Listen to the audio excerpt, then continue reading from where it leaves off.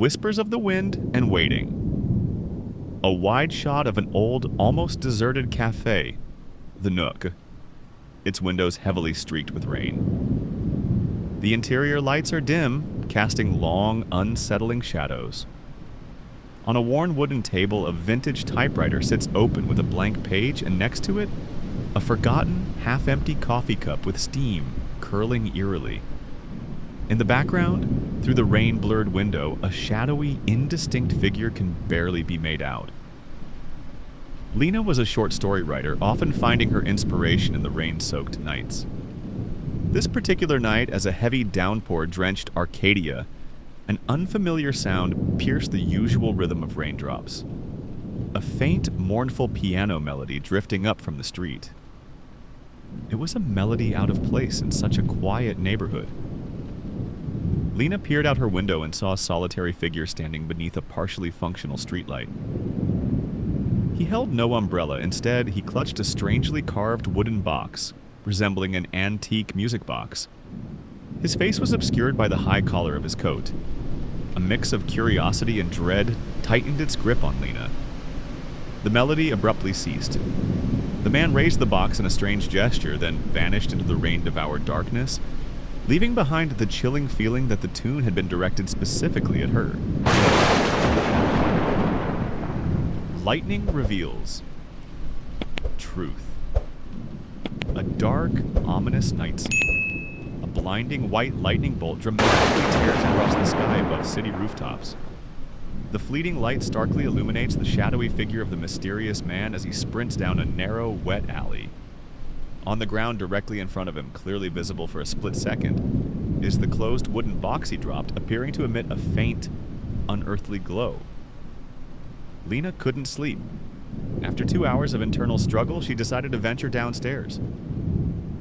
The moment her foot touched the drenched street, a deafening clap of thunder shook the city. In the next instant, lightning struck the streetlight where the man had stood, igniting a flash that illuminated the entire scene for mere seconds. In the fleeting light of the lightning, Lena saw the wooden box lying on the sidewalk of the narrow alley beside her building. She also noticed a strange engraving on its lid that she hadn't seen before, the symbol of a broken wing. As she approached, Lena felt a sharp prick on her hand. She looked down to find a small piece of aged paper caught on the nearby iron railing. It bore only one word, written in an antique script. Listen. The rain now felt like an impending deluge. The missing string. A close-up, highly detailed shot of the open wooden box. Inside, there is no musical mechanism, but instead, a single taut string, like a guitar string, dangling from one side. Next to it, an ornate antique brass key rests on a bed of faded, worn velvet, catching a faint, mysterious light. Lena carried the box inside. The thunder receded to a distant rumble. She opened the box, surprised to find it was no music box, but rather a keepsake box. Inside, she found the brass key and the stretched string, as if waiting for something. Lena picked up the key and began examining the box from all angles. She discovered a hidden compartment in its base.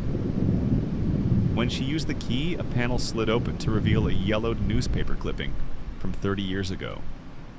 It reported the disappearance of a talented young pianist named Alexander, known for his haunting rendition of the Silent Night melody, the very tune Lena had heard. Stranger still, the newspaper featured a picture of a young man in a coat, strikingly similar to the one worn by the mysterious figure. Thunder strikes. Truth. A dramatic, low-angle shot.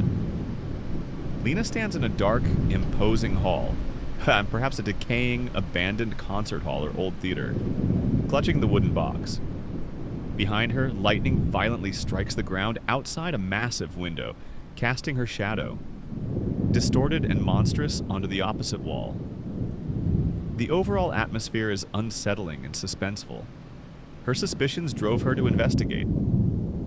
Lena discovered that Alexander had performed in an old, abandoned theater known as the Memory Theater. She went there in the morning but found nothing. She returned at night, and as the rain reached its peak, bringing a fierce thunderstorm, She entered the theater through a broken back door. She ascended to the dust-covered stage. There in the center of the stage stood a grand black piano. As she sat down and placed the wooden box on the piano, thunder struck the ground with immense force just outside the theater. The hall was lit for a second, revealing a faint, shadowy figure of the mysterious man seated in the first row of the audience. He was no ghost. He was undeniably present.